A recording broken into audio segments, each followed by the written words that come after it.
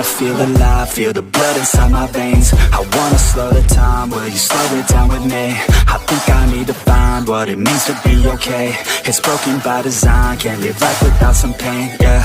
And I know I'll keep running, no, I'll be something you won't see me coming. I throw, I keep punching, I grow, I keep hunting. No, I need nothing, supposed to be something so close to me. Jumping down in the worst kind of way. You took all of my time and didn't give it back to me. Wasn't enough, and I don't know what to say. You wanna fall in love, but don't wanna feel the pain. And I'm so low, cause I don't know if I'm alone, if I'm unknown. But I won't go, no I won't go. You ain't never gonna slow me down, cause I feel alive now.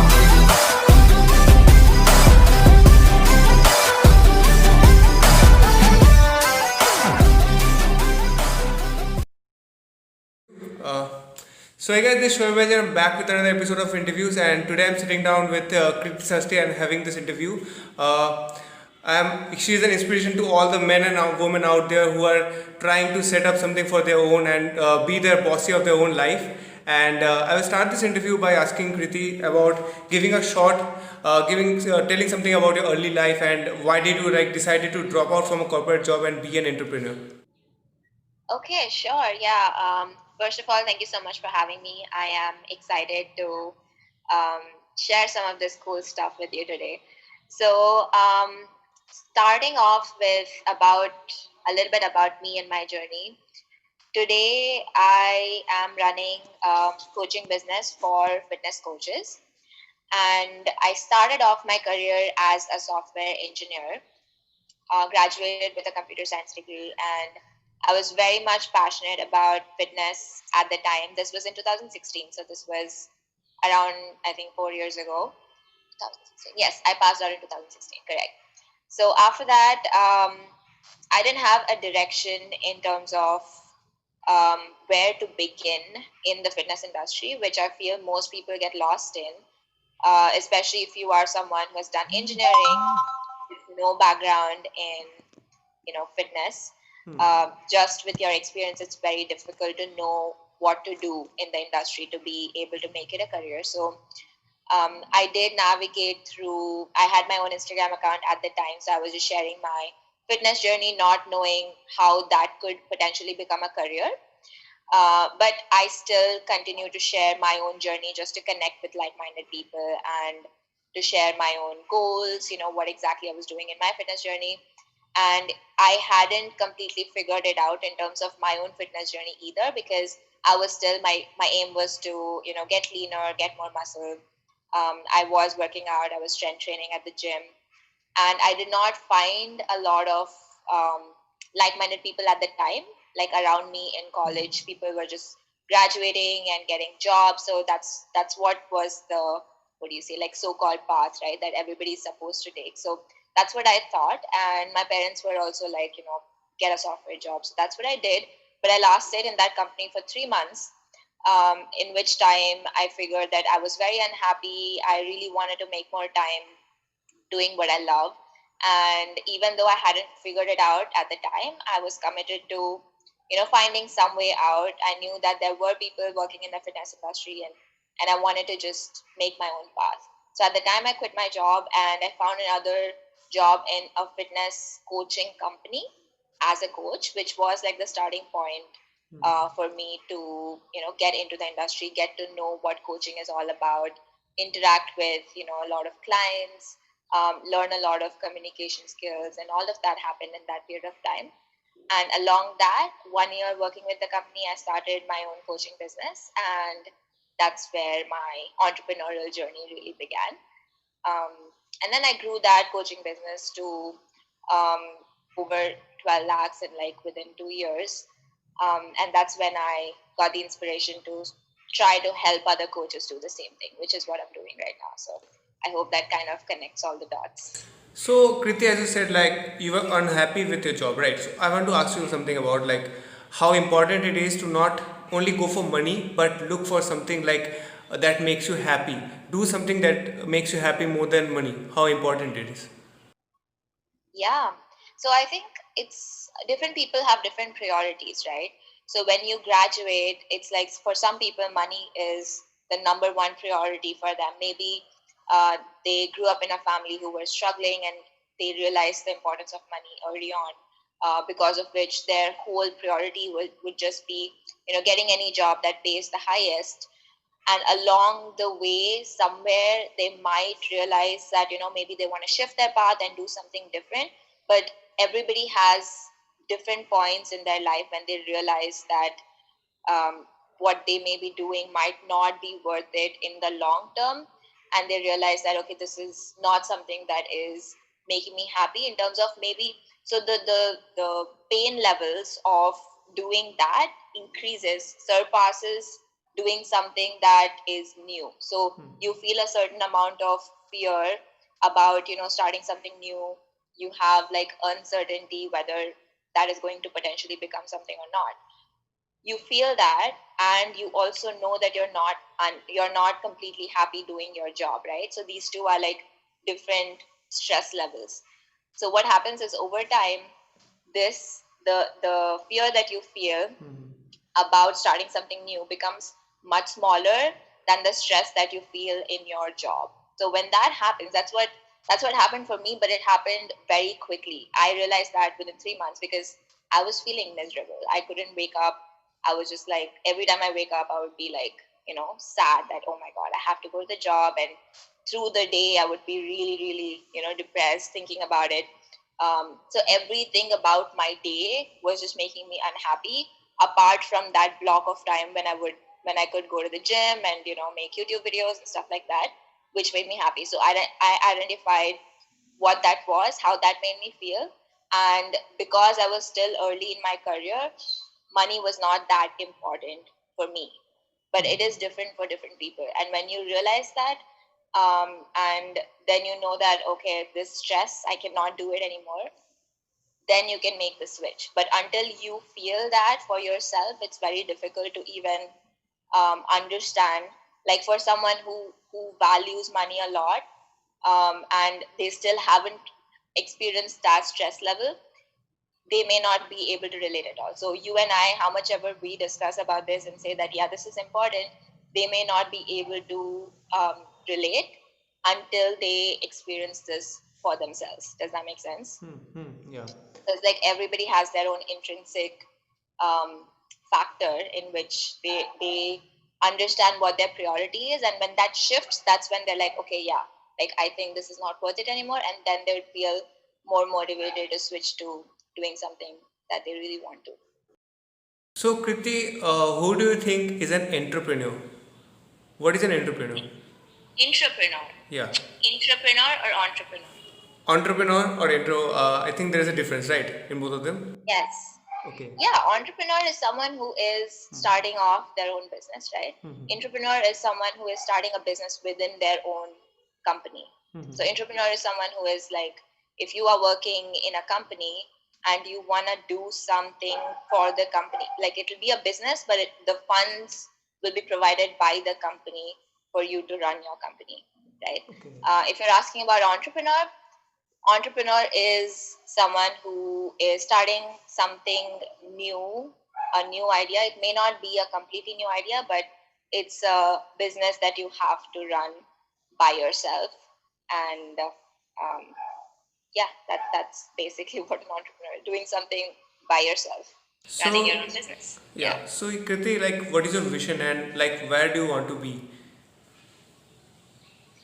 Where do I want to be? Do you have like a time span, like years or like, I don't. 5 years, 2 years, 1 year? Not a time span, but in terms of you, like, it can be 10, 15, 20, anything. Right. Okay, that's crazy.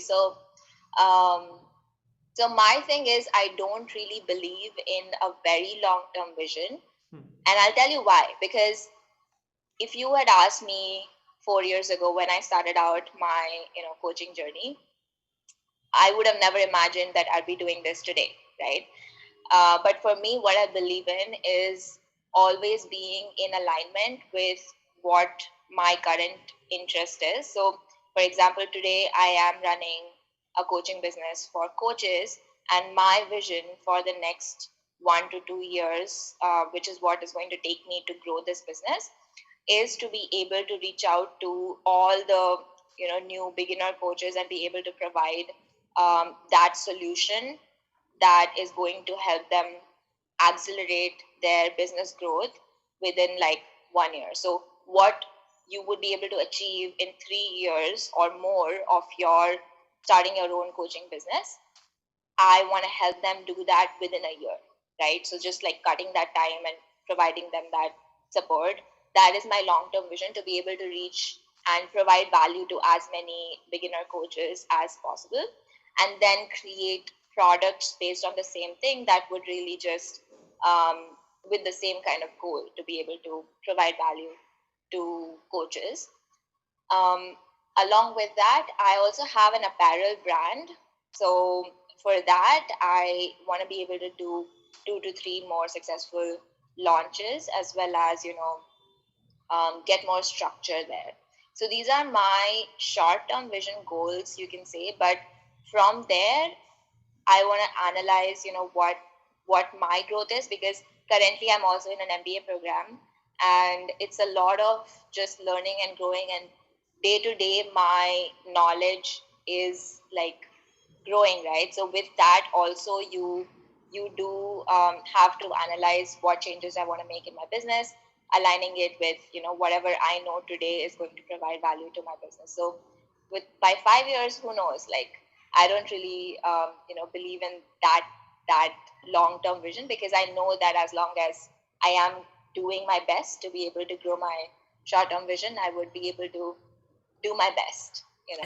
The Yeah. people who are watching this interview, who will watch this interview, of course, go check out her page. I will link down all the links down below. She has a great page. Like, you will find the best content out there. I was really motivated by one of your stories that you put down, and after that, I connected with her. I still remember. Oh, okay. That's really cool. All right. Thank you. Kriti, like, what do you think is the formula to drive numbers into a business? Track, sorry? What do you think is the formula to drive numbers into a business? Drive numbers. Okay. So this really depends on the kind of business that you have, right? So for me, for coaches here who are listening to this, in the service industry, it's all about what value you are providing and who you're speaking to. These are the two most important things that anybody in the service industry needs to remember. If you are going for growth, who are you speaking to? Being clear about that, because most coaches really create a lot of generic content, and they're unclear about what kind of clients they are trying to attract. And this is where a lot of coaches get lost, because they feel like their programs don't matter, or they don't stand out, because there are so many coaches online nowadays. So the number one thing that they really have to think about is, who is that ideal client that they're struggling with? What is the number one pain point that they are trying to help? And knowing that, and then providing massive value. So not thinking about, oh, if I share everything I know, who's going to buy from me, right? That kind of mindset is very what do you call it, closed mindset. It's not abundant mindset. It comes from scarcity, always thinking about, oh, if I give this out for free, who is going to come to me? So instead of that, if you think from a point of view of how much value can I create, the more I create, the more trust I will be able to build among my audience. And the more trust you build, your knowledge is never limited, right? So you can always grow. You will always have more to provide. Just leading with that service, leading with value, is what is going to help you increase the numbers, because the more people come to you, the more they see the value that you have to provide, they in turn will go and talk about you. So they will share testimonials, they will tell their friends about you. So if they get the best service, that is the number one way to drive numbers in your business, if it's service based. Talking about fitness coaches, do you think that if they are making their business through Instagram or any social media platform, they have to provide a well-groomed timeline or something like that? Do you think that it's important? Well-groomed timeline. Means I What will say, exactly do you mean? I will say like more than that. I will say like how they present their content. Like, am I providing like client testimonials that you said, and many more things like the content. Do that also help in driving numbers? Do you think that? I do think since Instagram is a visual platform, your content does matter. So making sure that your um, quality of your content is good. Again, this really depends on what kind of business you have. For example, I'll give you two examples. One is if you are an influencer in the fitness industry. Second is if you are a coach in the industry, right? So the kind of content that you create for both of these goals is going to be different, because for influencers, your number one goal is to have the maximum reach, right?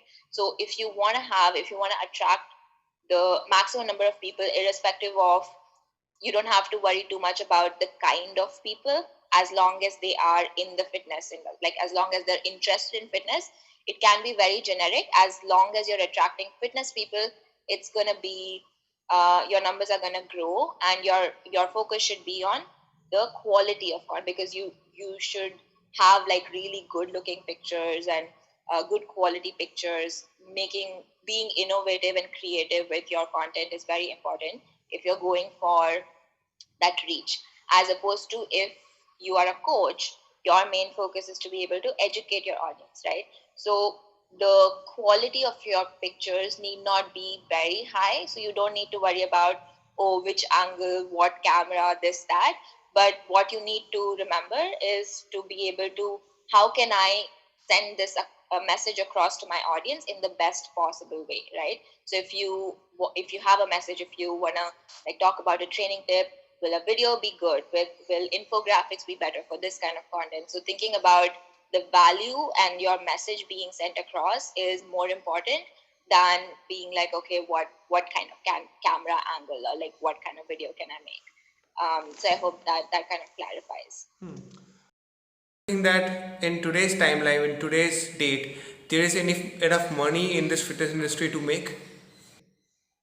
Definitely, yeah, definitely. So fitness industry is growing by the day, right? And as much as people think that there are so many coaches, and is there any scope in the industry anymore because there are already so many coaches, you you also have to think about the number of people who are still struggling with their fitness goals, right? There are still so many people who are struggling with believing in the myths and following this and that diet, not getting results. Like there are still so many people. So the number of coaches, the requirement is still going to be high as compared to the number of clients, potential clients that are out there. And people mistake that you need like this large number of clients to have a successful business. But no, you maybe have like, you may need 50 to 100 clients to be able to have like a really good solid business base, right? And there are literally thousands of people out there, millions of people out there who are struggling with fitness. So when you look at that, coaches will always be in need, and the industry is growing day by day. So if you are someone who wants to get into the industry, all you have to really think about is, do I have the knowledge? um, am I motivated by service? Do I want to serve? Do I want to help? If those two things are in place, then you should be a coach, and you can have a successful business. Kriti, I also want to ask you, like, when you started as an entrepreneur, the mistakes that you made in the starting, like everyone does that. So, what are some of the mistakes that people you want to make the people learn from you that you have done? That is a great question. Um, Mistakes. I think number one, going back to, I'm going to talk from the perspective of having a coaching business, because that's what I built in the beginning. And I think the number one mistake that um, I would have made is not knowing who I'm speaking to, like we talked about. Like, I think this is a very, very common mistake. And if people get to know about this, they can grow like this. Once you know who you're talking to, this is, so if you have come across a lot of pages, like, for example, so Healy Fit, if you follow, most of the people follow in the fitness industry.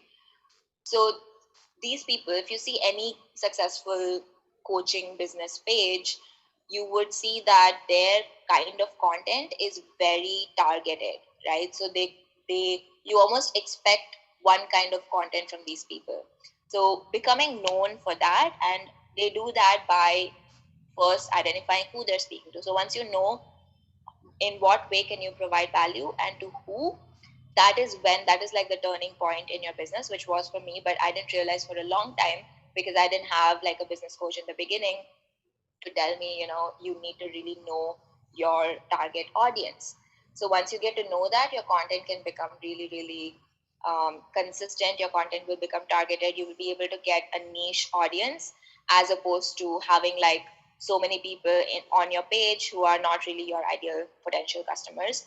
Then you wouldn't know what to do with them because whatever you have to provide, they may not be the end receivers. So your content will go to waste because they'll be like, this is not what I want to see, right?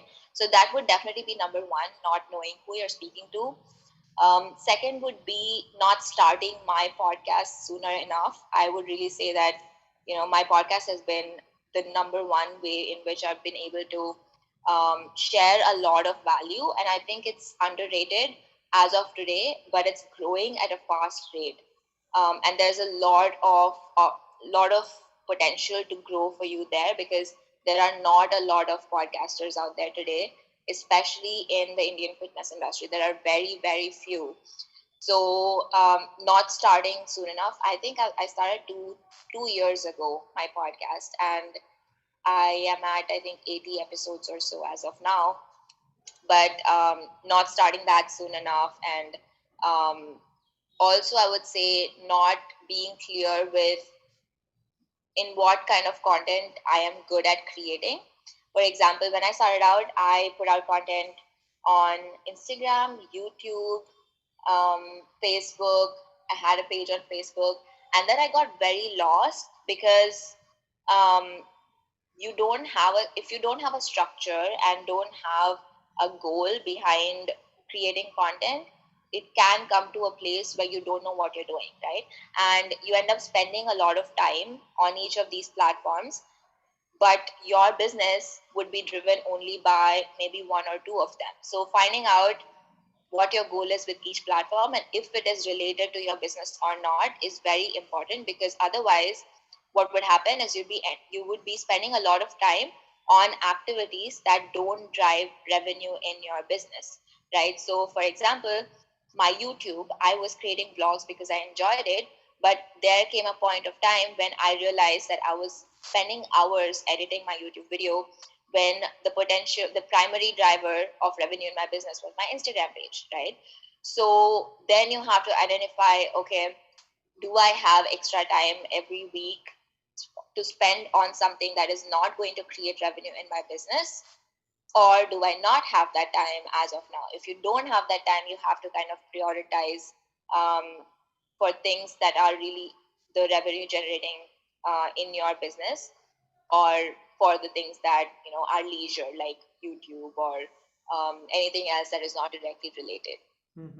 So I would say these three would be the topmost mistakes that anyone can make in their fitness journey. I have a whole podcast about this actually. So anyone who is interested in learning more about this, I think I've made like a whole episode on the 10 mistakes that I've made when starting my coaching business, and it's available on my podcast. Yeah, So you I can actually definitely check it heard out. one of Yeah. your podcasts on your story, and I am loving the podcast that you are doing. And I highly encourage everyone that who are watching this interview to go down and check her podcast, check her website. She has an amazing website and an amazing content on her channel, on her page on Instagram. And yeah, that's one thing. Like Instagram is really a place where you get more. उसको क्या बोलते हैं? More exposure, Reach. exposure Yes. Yeah. more than Definitely. YouTube. I have seen that. Definitely. Also, Kriti, like, are there some people that you look up to when it comes to like fitness entrepreneurship or entrepreneurship in general? Yeah, definitely. So my favorite, I would say, like Instagram marketing leader is Angie Lee Show. Her IG handle is Angie Lee Show. Her name is Angie Lee. She heads. She has a. Um, she hosts the number one entrepreneurship event for women in California, and she has her own marketing online school, which I'm a part of. And she's built multiple successful businesses over, I think, 10 to 15 years now. She's been in the industry, and she just teaches everything about marketing, which I love, and I'm learning a lot from her. So she's definitely my number one. Another one would be Amanda Bucci Fit. Amanda Bucci now, and I've followed her for years and years, and she was actually my business coach in when I started out. I think 3 years ago when I started my coaching business, she was my business coach, and I've learned a ton from her. Not a lot in the country, I would say, because I haven't really come across anybody who's doing the same thing that I'm doing. Basically, like I may not know of yet, or I just haven't explored enough. But these two would be like my top female role models. In fitness, I would say I've really looked up to Sonali Swami, which I'm sure a lot of people know about, because of the fact that she started her fitness journey very late, right? She started when she was 35, and she is around 40, 44, 45, I think, and she has two adorable kids, but she's in the best shape ever. So I really look up to her for being able to do that as well as win bikini competitions. It's not easy, right? So I've met her a couple of times, and she's like a very sweet person. So these would be like my three female role models. Kriti, the viewers who will watch this interview, are there any recommendation of books that you will recommend for them to read? Any books that you like to read in your leisure time? Yeah, oh my God, this is my favorite thing ever because I am like a huge book reader lover. And I am really into personal development books. I'm not sure majority of your readers what kind of books they'll be reading, but um, I would love to share some of the latest reads that I've been reading. And everything would really help you. All these big books would help you if you are someone who is interested in personal development. Even if you don't have a business, these just help build the personal development traits and traits like just discipline and self discipline and confidence, things like that, right? So let me just refer to my books. This thing I have like a huge collection of books, so I will tell you my favorites. One is This Is Marketing by Seth Godin. This is my absolute favorite book. It's not everything about marketing, but it really helps you if you want to learn even about content creation online. These books would, I mean, this book would really, really help you. It's Seth Godin, This Is Marketing. That's like the first book. Then I love Start With Why by Simon Sinek. So Start With Why is about um, really putting the intentionality behind every decision or action that you take, knowing how the why is important. So why you're starting your business, or why you want to share content on Instagram, anything, right? The why is really, really important when it comes to building businesses. So that is a really, really good book. I highly recommend. um, More books by Ryan Holiday. He has like a huge, what do you say, like set of books he has released. One of them is Ego is the Enemy, Stillness is the Key. All of such books are very, very good by Ryan Holiday.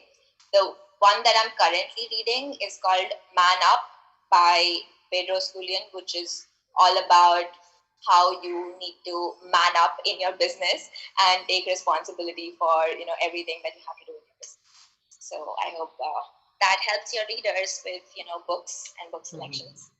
Thank you. Also, one last question is like you have competed back some years back, I guess, in a competition. So, do you have any competing plans in the future in terms of competition? Competition. Competing plans. Okay. So I have participated in bikini competitions as well as powerlifting once. And in bikini competition, I think I've done three shows overall. Not a lot, just three shows.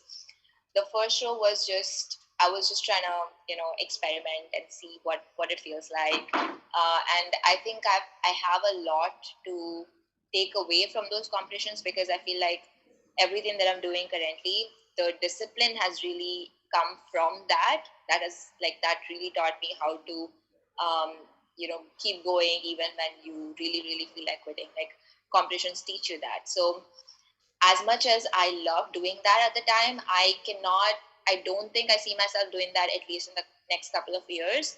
because it is a full-time job. Um, as you must know, like I'm sorry, competing is really like a full-time job because you have to give like at least 7 to 8 hours every single day, and it's difficult when you have multiple businesses to run. So if I do plan on it, maybe after the next 2 years. But as of now, my training is very much powerlifting based, and I do plan to compete in a powerlifting meet probably next year when things are a little bit back to normal. I would love to do another powerlifting meet, but as of bodybuilding competitions, I don't think I'll be doing it in the next couple of years. So yeah, so thank you Kriti for giving your valuable time and letting me have this interview. And that was it for this interview. I hope every person that's watching this have learned something from this. I have personally learned a lot from this interview. And give this video a like, share this video, subscribe to my channel, and also follow Kriti. I will give you the links of her down below. Follow her and learn from her. Thank you. So much. Thank you for having me on. It was really great. Thank you.